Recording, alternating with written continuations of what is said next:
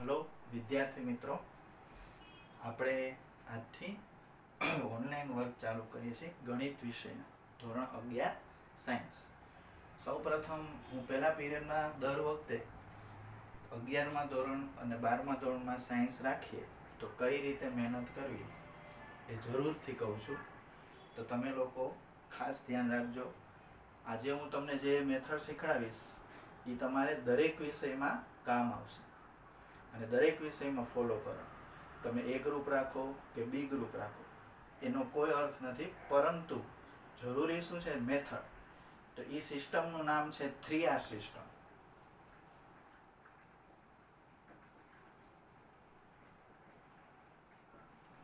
આ સિસ્ટમમાં 3R છે અને 3R માં શું આવશે એ તમે જોજો. હવે પહેલો R છે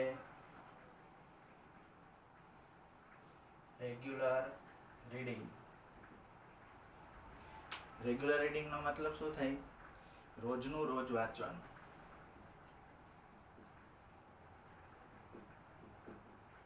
દરેક વિષયમાં બી ગ્રુપ રાખો તો ફિઝિક્સ, કેમેસ્ટ્રી અને બાયોલોજી. એ ગ્રુપ રાખો તો ફિઝિક્સ, કેમેસ્ટ્રી અને મેથ્સ. ત્રણેય વિષયમાં તમારે પહેલા રોજનું રોજ ફરજિયાત કરવાનું રહેશે. રોજનું રોજ એટલે શું? તો કે અમે 3 સર દરરોજ જેટલું ભણાવીએ એટલું તમારે ફરજિયાત એ જ દિવસે કરી લેવાનું. એને બીજા દિવસ ઉપર પેન્ડિંગ નહીં રાખવાનું કે કાલે કરી લઈશ, પરમદી કરી લઈશ અથવા રવિવારે એક સાથે કરી લઈશ, એવું તો ક્યારેય નહીં કરવાનું. દરેક વિષયનું કામ દરરોજ કરવાનું. પહેલો R શું છે? Regular reading. રેગ્યુલર રીડિંગ એકદમ જરૂરી છે. જો તમે રોજનું રોજ વાંચતા રહેશો તો તમને ઘણો ફાયદો થશે. અને ધ્યાન રાખજો, આજનું કામ આવતીકાલ ઉપર જરા પણ પેન્ડિંગ ન રહે. બીજો R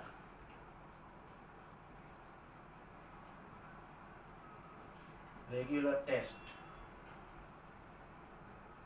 તમને લાગતું હશે જો R માં મેં બધા શબ્દો કયા વાપરેલા છે? રેગ્યુલર. એટલે આ અર્થ જ એમ કે છે કે તમારે સાયન્સ રાખવું હોય તો રેગ્યુલર રહેવું પડશે. રેગ્યુલર ટેસ્ટમાં તમે શું હોય તો કે દર અઠવાડિયે આવતી દરેક ટેસ્ટ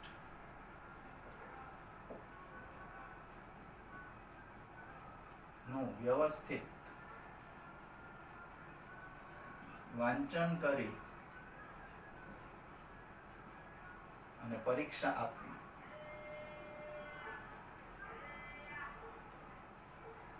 જો રેગ્યુલર ટેસ્ટ છે એ તો કમ્પલસરી છે, પણ તમે રેગ્યુલર રીડિંગ કરેલું હશે તો એનો ફાયદો શું થશે ખબર છે? રેગ્યુલર ટેસ્ટમાં તમે ઓલરેડી એકવાર જોયેલું હશે અને પછી તમારે ખાલી બીજી વાર એનું રિવિઝન કરવું પડશે. તો ડબલ વાર તમે કોઈ પણ ચેપ્ટર જ્યારે તૈયાર કરો તો એની ટેસ્ટ આપવી એકદમ ઇઝી પડે. સમજાય છે ને મારી વાત? Regular reading compulsory, regular test એ પણ કમ્પલસરી. હવે ત્રીજું, તમે વિચારતા હશો કે આમાં હવે શું બાકી છે? હજી જે હવેનો જે પોઈન્ટ છે એ તો બહુ અગત્યનો છે. હવેનો પોઈન્ટ છે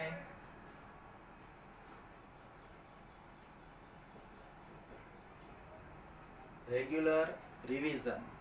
તમે રેગ્યુલર રીડિંગ પણ કરશો, ઓકે. રેગ્યુલર ટેસ્ટ આપશો, ઓકે.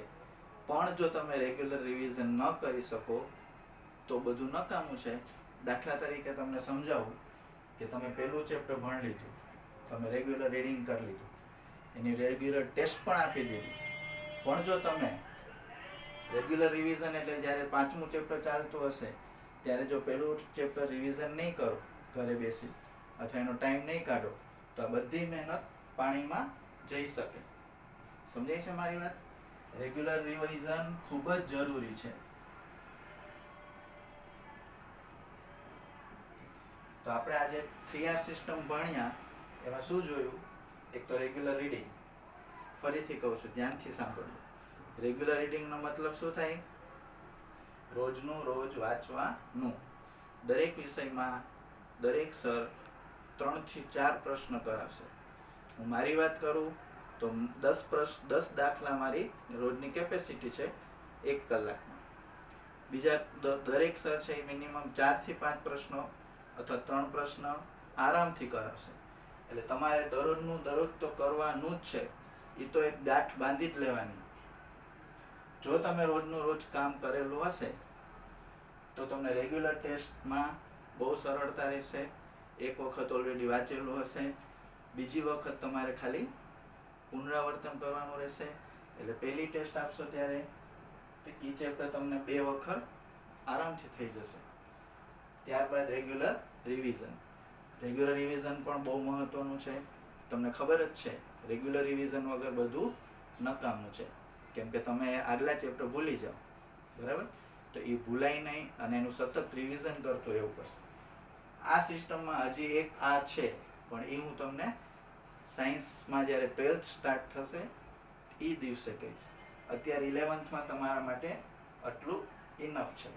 સમજાઈ ગયું બધાને? આ રીતે મહેનત કરવા માટે તમારે રોજનું રોજ વાંચવા માટે મિનિમમ રોજનું રોજ 3 કલાક દેવી પડે. રેગ્યુલર ટેસ્ટ માટે રોજ 2 કલાક. અચ્છા, રેગ્યુલર રિવિઝનની હમણાં કોઈ જરૂર નથી. શું કામ? તો હજી તો આપણે કંઈ ચાલેલું જ નથી. જ્યારે અમુક ચેપ્ટર થાય, 1 ચેપ્ટર 2 ચેપ્ટર, પછી રેગ્યુલર રિવિઝનની જરૂર ઊભી થાય. ત્યાં સુધી તો રેગ્યુલર રિવિઝનની જરા પણ જરૂર ન પડે. અત્યારે શરૂઆતમાં 5 કલાકનું વર્ક મિનિમમ કરવું પડશે.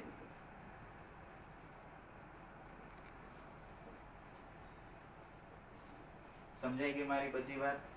3R સિસ્ટમમાં એકદમ અગત્યની સિસ્ટમ છે. આ સિસ્ટમ ફોલો કરો ને તો તમને જરા પણ બર્ડન નહીં પડે. આરામથી સાયન્સના સબ્જેક્ટને સરળતાથી તમે આગળ વધારી શકશો અને તમને એમ પણ લાગશે કે ખરેખર કંઈક ઇમ્પ્રુવમેન્ટ થઈ રહ્યું છે. Regular reading, regular test, regular revision, હજી એક આર છે, પણ એ આર તમને હું 12th સાયન્સના ફર્સ્ટ દિવસે કહીશ. તો આજે આપણે 3R સિસ્ટમ વિશે ભણી લીધું.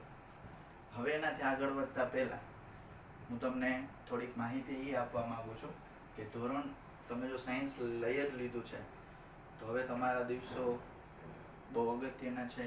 તમારે નકામી ટેવ દૂર કરવી પડશે. મેં જેમ હમણાં કીધું તમને કે 3 કલાક રેગ્યુલર રીડિંગ, 2 કલાક ટેસ્ટનું વાંચન,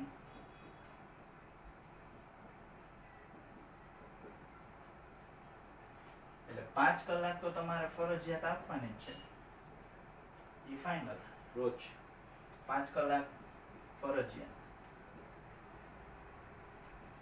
રેગ્યુલર રિવિઝનની હમણાં કોઈ જરૂર નથી, એટલે તમારે એની ચિંતા હમણાં કરવાની જરૂર નહીં રહે. દરેક વિષયમાં 1-1, 2-2 ચેપ્ટર જ્યારે પૂરા થશે ત્યારે એની આવશ્યકતા ઊભી થાય. હવે જો 3 કલાક રેગ્યુલર રીડિંગ, 2 કલાક ટેસ્ટનું વાંચન, 5 કલાક તમારે રોજ કાઢવાની. હવે આપણી પાસે 24 કલાક છે. દરેક સ્ટુડન્ટ શું કરશે ખબર? પહેલા 24 કલાક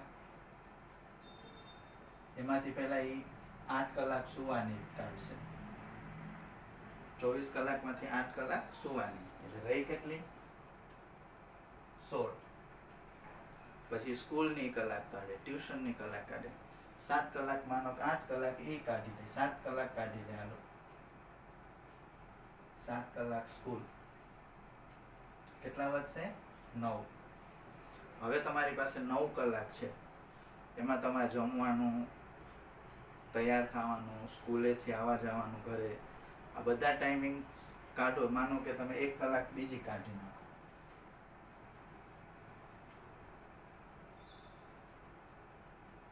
તમારી પાસે વધેલી છે હવે 8 કલાક. હવે 8 કલાકમાં બાળક શું વિચારે ખબર છે? 2 કલાક મોબાઈલ, 1 કલાક લેપટોપ, એવું બધું વિચારીને છેલ્લે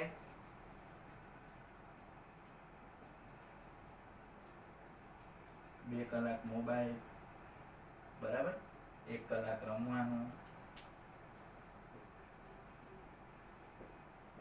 એવી બધી કલાકો બગાડીને આવે છેલ્લે એમ કે મારી પાસે 5 કલાકો હતી, તો સર હું આમાંથી 5 કલાક કેમ વાંચીશ?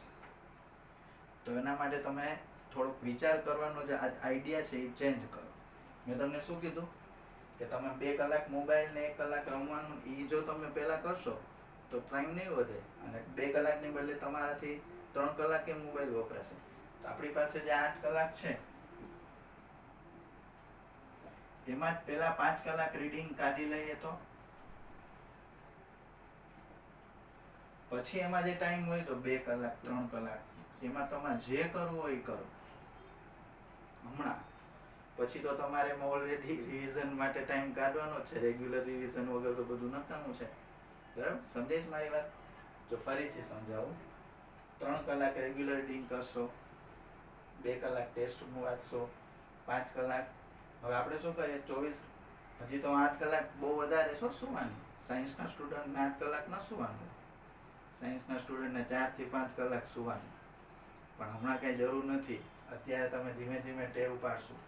પછી આપણે જે વાંચવાની કલાક મેળવવાની હશે એ અહીંથી જ મેળવવાની છે, સુવાનું જ આપણે ઓછું કરવું પડશે.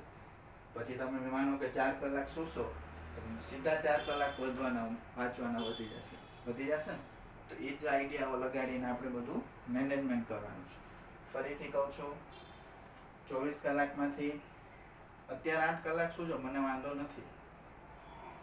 પછી જ્યારે 6-8 મહિનાનો કોર્સ પૂરો થશે ને, એટલે તમારી પાસે 8 કલાક જે સુવાની છે એમાંથી જ 2 થી 3 કલાક વાંચવાની મળશે વધુ, અને એ તમારે કરવું જ પડશે.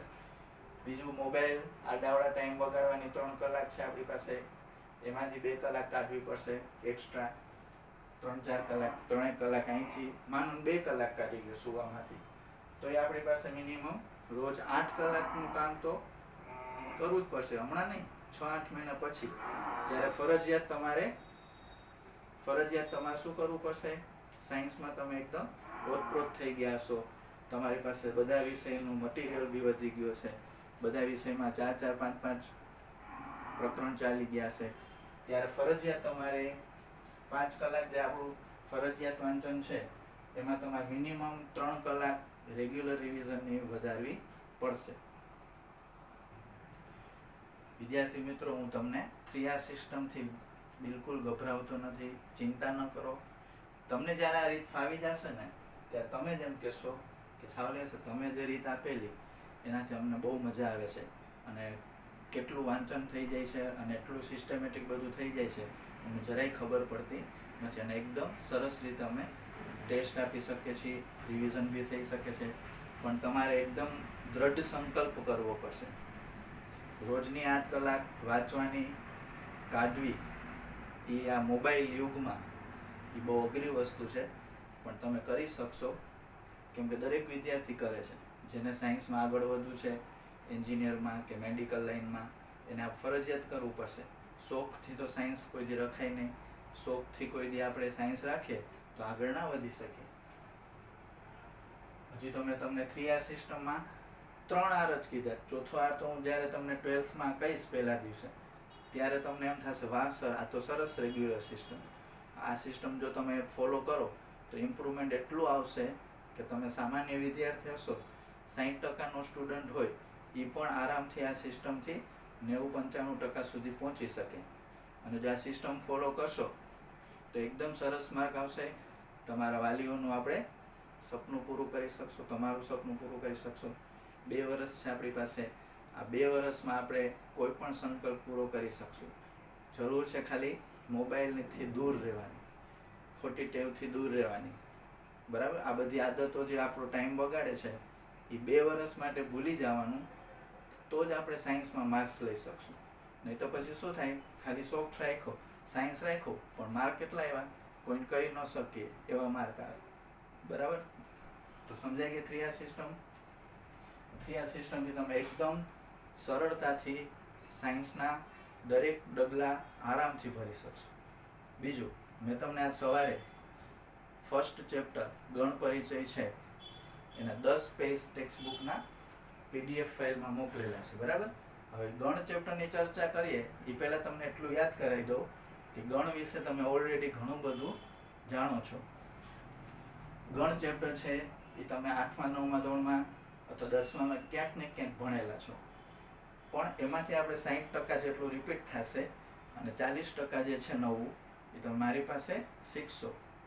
બરાબર. શરૂઆતમાં મેં તમને 10 પેજ જે મોકલેલા છે એ જો તમે રીડ કરશો ને તો તમને એમ થશે આ તો અમે ભણેલું જ છે, આ તો પુનરાવર્તન જેવું લાગે છે.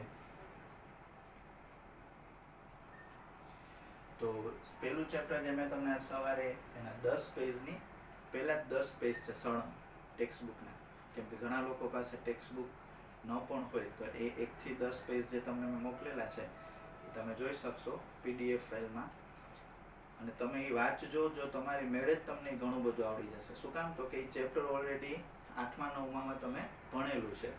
બરાબર. અત્યારે ખાલી હું તમને થોડીક ચર્ચા કરશું, કેમ કે આજ ગુરુવાર છે તો પહેલો દિવસ ખાલી નહીં જવા દે, થોડુંક આપણે ભણીએ. ગણ પરિચય ચેપ્ટર પહેલું. તો ગણ પરિચય છે એ કેન્ટર નામના ગણિત શાસ્ત્રીએ વિકસાવેલું છે. ગણ છે એનું આપણે ગણની વ્યાખ્યા આપવી હોય તો પહેલું યાદ રાખવું પડે કે ગણ અવ્યાખ્યાયિત પદ છે.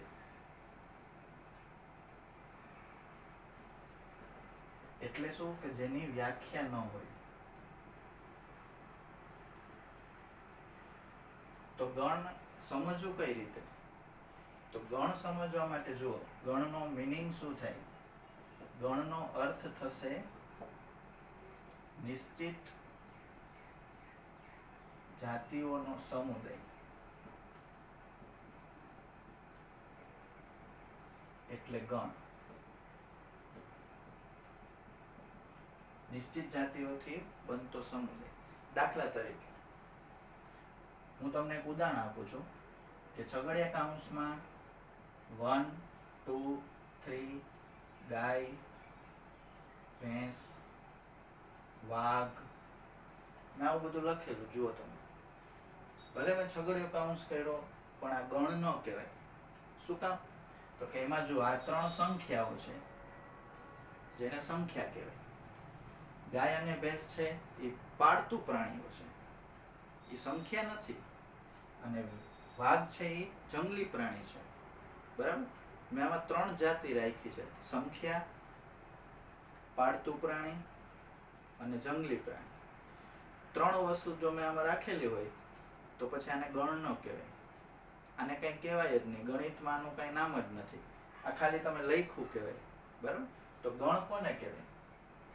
તો દાખલા તરીકે મેં 1 2 3 લખ્યું છે ખાલી, તો એ ગણ થશે. ગાય અને ભેંસ ખાલી અલગ લખું તો ગણ કહેવાય. વાઘ, સિંહ તો ગણ કહેવાય. કપ, રકાબી, ચમચી એને ગણ કહેવાય, કેમ કે આ બધી વસ્તુ એક જ જાતિમાં છે જે રસોડામાં કિચનમાં કામ આવે છે. આ જંગલી પ્રાણીઓ છે એટલે તમે બોલી શકો કે કોઈ પણ બે જંગલી પ્રાણીઓનો ગણ બનાવો. ગાય અને ભેંસ છે એ પાળતું પ્રાણીઓ છે. 1 2 3 છે એ સંખ્યાઓ છે. પછી જો તમે ઉદાહરણ આપું, તમને ધ્યાનથી સાંભળજો. 1 2 3 A B. જો હું આવી રીતે લખું તો 1 2 3 AB છે એ ગણ ન કહે. પણ જો અહીંયા હું એમ કહું કે AB સંખ્યાઓ છે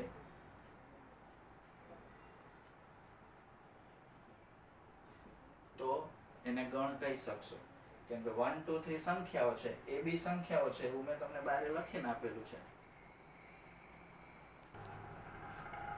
જો ફરીથી આપણે એક જોઈ લઈએ, ગણ શું છે? તો કે ગણ અવ્યાખ્યાયિત પદ છે. ગણની કોઈ વ્યાખ્યા નથી, પણ એને સમજવા માટે એક વાક્ય છે આપણી પાસે. ગણ એટલે નિશ્ચિત જાતિઓનો સમુદાય. મેં તમને હમણાં સમજાવ્યું કે ગણમાં નિશ્ચિત જાતિઓ, કોઈ બે મિક્સ જાતિના સભ્યો આપણે રાખી શકીએ નહીં. ગણને છગડીયા કૌંસની અંદર લખવામાં આવે છે. ગણને સંકેતમાં capital A B C D વડે દર્શાવીશું, એટલે કે અંગ્રેજીના કેપિટલ મૂળાક્ષરો વડે દર્શાવી શકશું. દાખલા તરીકે A બરાબર 1 2 3. હવે નવી વ્યાખ્યા છે ગણના ઘટક કોને કહેવાય. તો જુઓ, ગણમાં આવતા દરેક સભ્યોને ગણના ઘટકો કહે છે. જેમ કે અહીંયા 1 2 3 એ ગણ એમાં છે ને, તો એને એના ઘટક કહેવાય. આ ગણમાં મેં ABC રાખ્યું છે, તો ગણ એના ઘટકો કોણ થશે? ABC. હવે યાદ રાખજો, જે સભ્ય ગણની અંદર આવેલો હોય એના માટે સંકેત છે બિલોંગ્સ ટુ. 9માં આવે છે, તમે જોઈ લેજો. યાદ ન હોય તો તમે જોઈ શકો છો. બિલોંગ્સ ટુ કોના માટે વાપરશું? ગણમાં જે સભ્યો આવેલા હોય એના માટે. દાખલા તરીકે ABC, તો A belongs to A, B belongs to A, C belongs to A. તમને આમાં કોઈને D દેખાય છે? નથી દેખાતો ને? મને નથી દેખાતો. ક્યાંથી દેખાય? હોય તો દેખાય ને. એટલે આમાં D છે જ નહીં, તો શું લખવાનું? D છે એ ગણ એમાં નથી, તો સંકેત શું થાય? D does not belongs to A. આ જે belongs to છે ને, એમાં આપણે એક લીટી કરી દેવાની. does not belongs to A. તો belongs to નો મતલબ શું થશે? belongs to એટલે ગણનો સભ્ય હોવું. does not belongs to એટલે કે ગણનો સભ્ય ન હોવું. જો મેં તમને એક પ્રશ્ન પૂછેલા છે, તમને હસવું આવશે કે સર આવું બધું પૂછીને અમારું અપમાન કરે છે. હું તમારું અપમાન નથી કરતો, તમને આવડતું જ હશે, પણ હું ખાલી થોડું પુનરાવર્તન કરાવું છું, અને એ જરૂરી છે. તમને 9મા ધોરણનું કદાચ ભૂલાઈ ગયું હોય તો મારી ફરજ છે કે તમને બધું યાદ કરાવું. જુઓ, A બરાબર 1 2 3, તો ખાલી જગ્યા પૂરો. 1 આમાં છે એટલે શું આવશે? Belongs to. 2 છે તો શું આવશે? Belongs to. 5 આમાં દેખાય છે કોઈને? નથી દેખાતું ને, તો શું આવશે? Does not belongs two. 6 દેખાય છે? નથી દેખાતું, શું આવશે? Does not belongs to. વિદ્યાર્થી મિત્રો, આજે પહેલી વાર સામે કોઈ હોય નહીં અને જો ભણાવવું હોય તો કેવું લાગે એ મેં આજ પહેલી વાર અનુભવ કરેલો છે, પણ મજા આવી. આવતીકાલથી હવે મારો કોન્ફિડન્સ પણ વધી ગયો છે. કાલથી આપણે એકદમ વ્યવસ્થિત રીતે ચર્ચા કરશું. આજે પણ મેં પૂરતી ટ્રાય કરેલી છે આ બધું પહેલી વાર, પણ ડોન્ટ વરી, અમે બધા વ્યવસ્થિત પ્રેક્ટિસ કરીને તમને સરસ ભણાવીશું. બીજું, આ ચેનલને લાઈક કરવાનું ભૂલતા નહીં, સબસ્ક્રાઇબ કરવાનું ભૂલતા નહીં, અને ખાસ શેર કરવાનું ભૂલતા નહીં.